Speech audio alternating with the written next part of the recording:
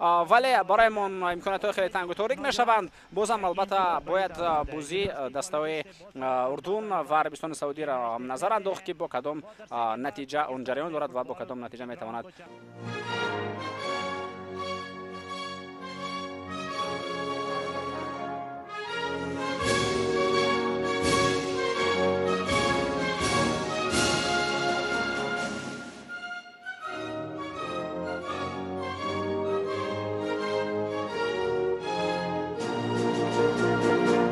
албатта дар рақобати имрӯза ба чунин иштибоҳҳо бояд роҳ дода нашавад. Рақиб нисбатан заифтар аст аз мунтахаби Урдун. Инро албатта мо агар ҳатто ба радабандӣ ҳам мутаваҷҷеҳ шавем роҳ пайдо кунад. ҳуҷуми бозигарони мо пас ба канор имконият метавонад пайдо шавад. ирсоли хуб Алишер Ҷалилов бояд кӯшиш бинамояд. Рустам Соиров паси навбати ба Ақиб, зарба ба тарафи дарвоза ва имконият як зарбаи дигар, гол! Амадони Камолов дӯстони арҷманд ба задани гол даст меёбад. мухлисони тоҷик тавре гуфтем дар варзишгоҳ ҳастанд. ҳисоби рақобат кушода мешавад. Амадони Камолов пас аз як ҳуҷуми бисёрам хуби мо зарбаи нишонрас мехкуб ва барқосо мезанаду дастаи моро ба пеш мебарорад.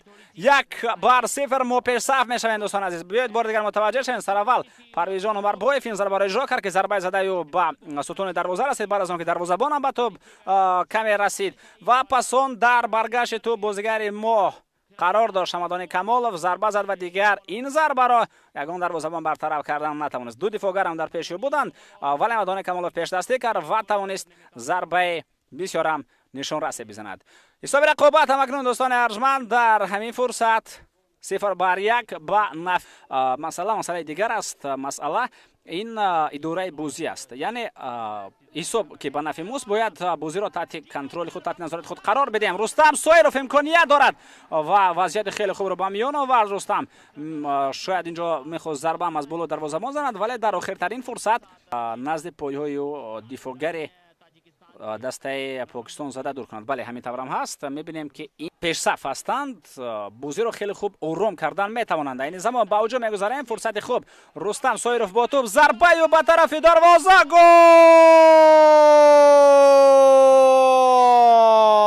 гол!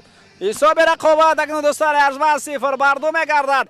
зарбаи навбатӣ, зарбаи бисёр барқосо ва мухлисон инҷо аз ин бозӣ покистониҳо хеле нигарон ҳастанд. мухлисони мо бошанд аз бозӣ футболбозорамон хеле ва хеле хурсанд. бинед ки чӣ гуна аз ҳамин фосила зарба мезанад Рустам Соиров. дарвозабон акнун ин навбат натавонист мавқеи дуруст бигирад.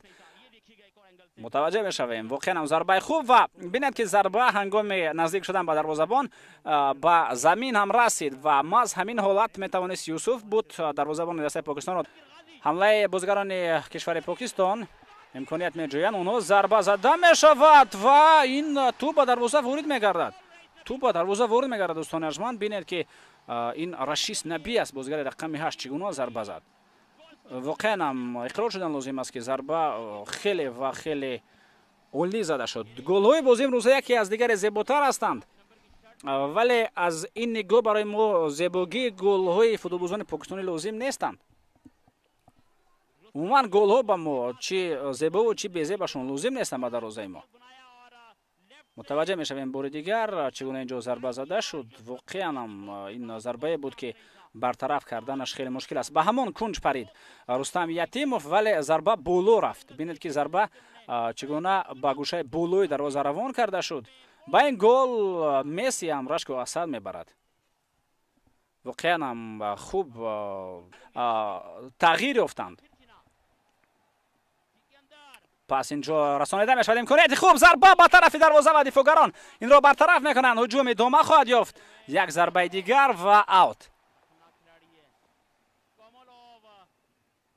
хеле хуб бозӣ ҷараён дорад ва ин албатта бо он суръате ки оғоз гардид бо ҳамон суръати баланд ҷараён дорад. ҳар ду даста ба ҳуҷум майл доранд. ҳар ду даста дар зинаи аввал аст. аз ҳама бештар мавзӯъ бозӣ дорад бо пиронаҳои мунтахабамон. Рустам Соиров айни замон бо тӯб ба пасиё ба дохили ҷаримагоҳ имконият. Амадони Камолов зарба ба тарафи дарвоза.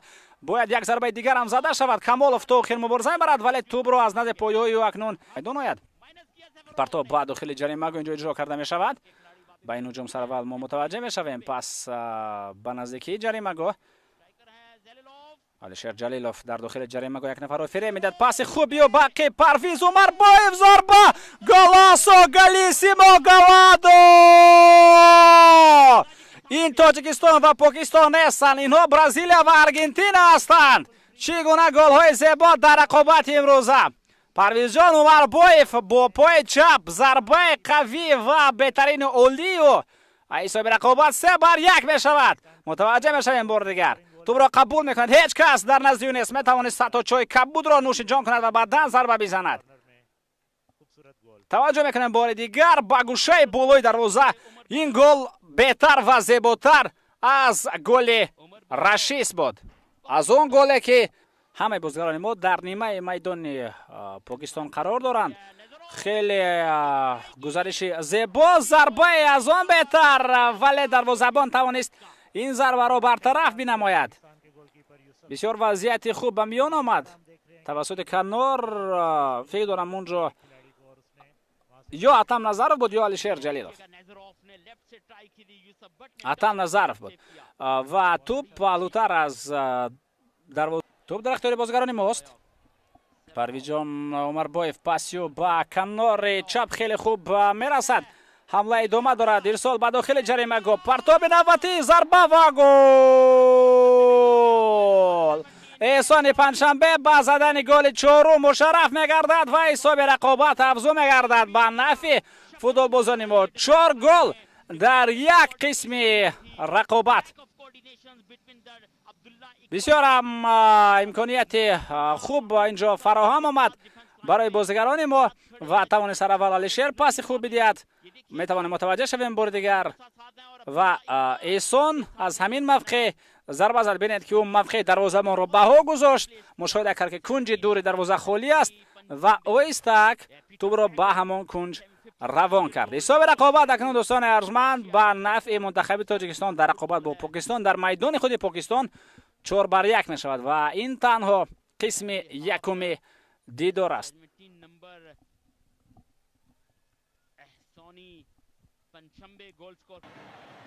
ये उमरबाєв एक दफा फिर 10 नंबर के खिलाड़ी उनके साथ मौजूद थे। ये 17 नंबर के पंचम्बे की बड़ी अच्छी स्क्रू बॉल थी और शाहरोम वहां पे मौजूद थे।